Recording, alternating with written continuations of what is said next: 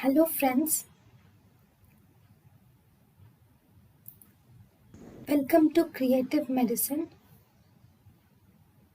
In this lecture, we will learn about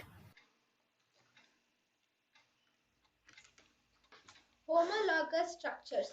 Organs in males and females have some embryonic origin. That is, males. If you see the homologous structure, prostate gland in males is homologous to Skene's glands or paraurethral glands in females. Bulbourethral glands or Cowper's glands in males is homologous to Bartholin glands or greater vestibular glands in females.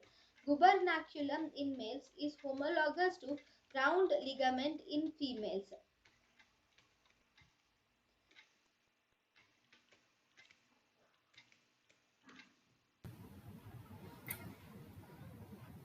thank you and thank you for watching.